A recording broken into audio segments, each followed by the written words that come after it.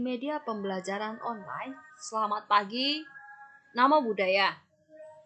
Di pertemuan kita untuk kelas 11 di part 2 di semester 2. Sebelum kita melakukan pembelajaran seperti biasa, kita berdoa ya. Yuk tangannya jali, kita baca nama sekarang kata. Arahang sama sang budo bagawa. Budang bagawanta apiwa demi swakato bagawata damo damang nak masami supati pano bagawato sawaka sangho sanghang nak mami. Yuk kita duduk hening. Duduklah dengan rileks, mata terpejam, perhatikan dan sadari napas kamu, rasakan di dalam hati. Menyadari, napas masuk, saya tahu, saya bernafas masuk. Nafas keluar, saya tahu, saya bernafas keluar. Masuk, keluar.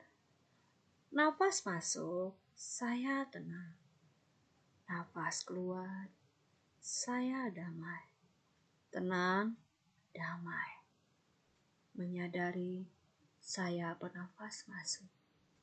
Menyadari saya bernafas keluar. Nafas masuk, nafas keluar. Duduk hening, selesai. Kita tangannya anjali.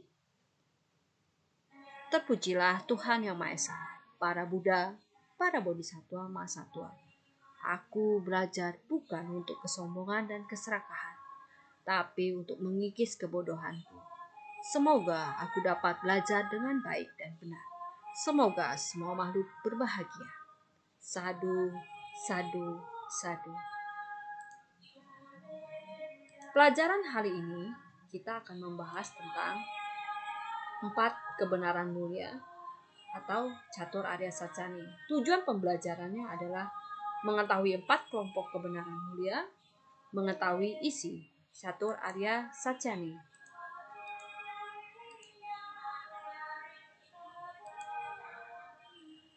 Di 4 kelompok yang diajarkan oleh Buddha di penyebaran zaman Buddha, penyebarannya yaitu Dhammacakkappavattana Sutta, itu membahas tentang 4 kelompok ajaran Buddha.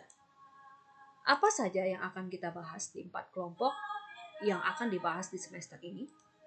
Yaitu 4 kebenaran mulia atau Cattari Arya Sacani, itu bahasa Palinya. Yang kedua, Tilakkhana, bahasa Palinya. Bahasa Indonesianya adalah 3 keberadaan atau 3 corak umum atau 3 universal. Yang ketiga, hukum karma dan hukum punarbawa. Hukum karma dan hukum punarbawa ini artinya adalah kelahiran berulang atau sebenarnya tumiba lahir. Yang keempat adalah hukum sebab akibat yang saling bergantungan. Bahasa Palinya adalah Paticca Samuppada, yang nanti kita akan bahas. Yuk kita bahas Catur Arya Sacani atau 4 kebenaran mulia. Apa saja isinya? Isinya adalah duka, sebab duka, lenyap duka, dan jalan menuju lenyapnya duka. Tapi kita tambahkan dengan bahasa Indonesia yang lebih mudah dimengerti ya. Oke, kita lihat. Duka, hidup memiliki masalah, disebut dengan duka. Kedua, sebab duka. Masalah timbul karena adanya sebab, atau bahasa Palinya adalah dukkha samudaya. Ketiga adalah terhentinya duka. Setiap masalah dapat diatasi, atau bahasa Palinya dukkha nirodha. Yang keempat adalah jalan menuju terhentinya duka. Ada cara atau jalan untuk mengatasi masalah kehidupan itu atau kehidupan yang akan dijalani. duka, gamini, patipada. Itu bahasa Palinya. Ya, kita ada suara sedikit. Ya. Ada di sini 4 kebenaran mulia yang akan lebih spesifik saya jelaskan. Yaitu 4 kebenaran mulia, 3 tahap, 12 segi pandangan. Mengapa disebut dengan 3 tahap 12 segi pandangan? Karena ada 4 tahap, yaitu duka, sebab duka, terhentinya duka, dan jalan menuju lenyapnya duka. Itu ada 4. Kemudian 3 tahap itu ada tahap 1, tahap 2, tahap 3. Dan 12 segi pandangan adalah 4 dikali 3, yaitu 12. Ya. Kita bahas tentang 4 kebenaran mulia yang pertama, yaitu duka. Sasaran yang harus kita jalani kalau duka di dalam kehidupan biasa, yaitu masalah yang muncul dalam kehidupan kita. Tapi Buddha menitik beratkan untuk yang lebih spesifik, ya, yang lebih kenapa sih kita bisa menderita, apa wujud sebenarnya. Wujud sebenarnya adalah ketidakpuasan, lahir, tua, sakit, dan mati. Ketidakpuasan, lahir, tua, sakit, mati inilah belenggu kenapa terjadi penderitaan terus-menerus muncul. Ya, ini kenapa? Karena yang memang yang disasarin oleh Buddha adalah hukum ini yang pasti gitu loh. Kemudian lahir, tua, sakit, dan mati di tahap 1 adalah harus diterima. Kalau tidak diterima, maka penderitaan muncul. Tambah menderita. Setelah dipahami, ketidakpuasan, lahir, tua, sakit, dan mati, di tahap kedua diterima. Lanjutnya dimengerti atau dipahami. Kalau tidak dimengerti, tidak dipahami, muter lagi ke sini, yaitu penderitaan. Karena kita tidak bisa menerima tua, karena tidak kita bisa menerima sakit, padahal kita pasti mengalami sakit. Seperti itu. Di tahap ketiga adalah telah dimengerti dan telah dipahami. Ya udah, yang namanya lahir, yang namanya tua, yang namanya sakit, kita tidak bisa menghindari itu semua. Makanya harus dipahami, dimengerti, telah dimengerti sehingga penderitaan tidak akan muncul. Yang kedua adalah sebab duka atau sebab timbulnya masalah kehidupan. Yaitu apa? Tanha dan awija. Apa itu tanha? Tanha adalah kegelapan batin dan awija adalah nafsu keinginan. Kegelapan batin atau kebodohan batin yang sudah tahu itu tidak benar tapi dilakukan. Itulah yang namanya tanha dan awija, kegelapan batin dan nafsu keinginan. Awija, ya. Sudah tahu ya bahwa tanha dan awija adalah sumber dari sebab penderitaan, harus diterima sebagai fakta yang tidak bisa dibantah. Kenapa tidak bisa dibantah? Karena manusia tidak pernah puas. Balik ke sini. Kenapa tidak puas? Ya itulah manusia. Semakin dia tidak puas, maka penderitaan muncul. Tahu kan sebabnya? Ya tahu, adalah ketidakpuasan.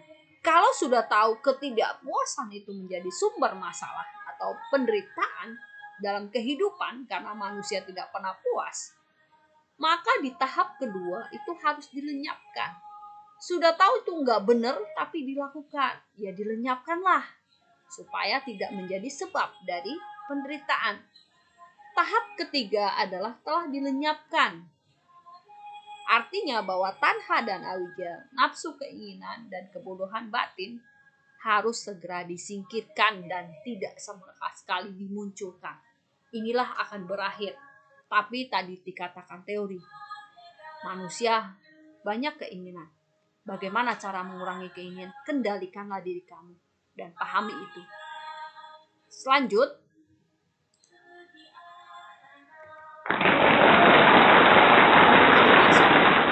dengan suara ya, akhir atau lenyapnya duka. Wujud sebenarnya yang diajarkan Buddha untuk mengakhiri lahir, tua, sakit, mati, ya. Wujud sebenarnya adalah nibbana atau nirwana, untuk melenyapkan itu. Lenyapnya tanha dan awija.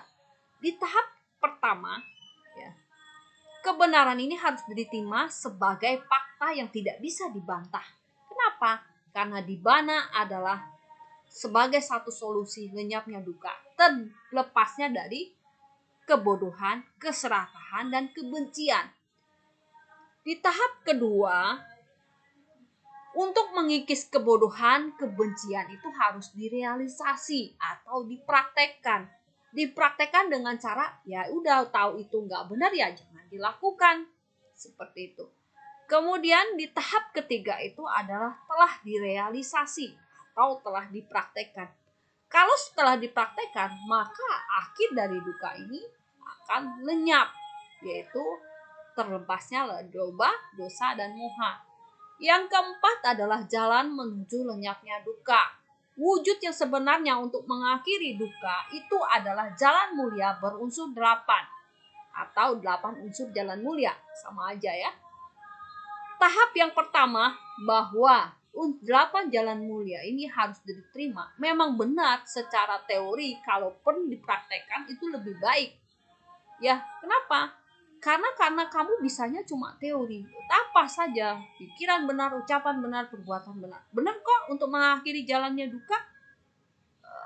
Kemudian itu harus diterima. Kalau kamu nggak melaksanakan, nggak terima, kamu masuk lagi ke sebab yang pertama, yaitu penderitaan. Yang kedua adalah tahap kedua itu harus dikembangkan. Kalau sudah dilatih dengan ucapan benar, perbuatan benar, pikiran benar, ucapan benar, penghidupan benar, saya yakin penderitaan tidak akan muncul.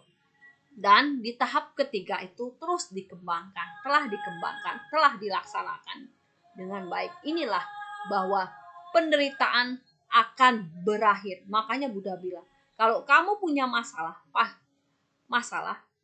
dan tahu cara mengatasi masalah itu. Begitupun kehidupan yang diajarkan Buddha.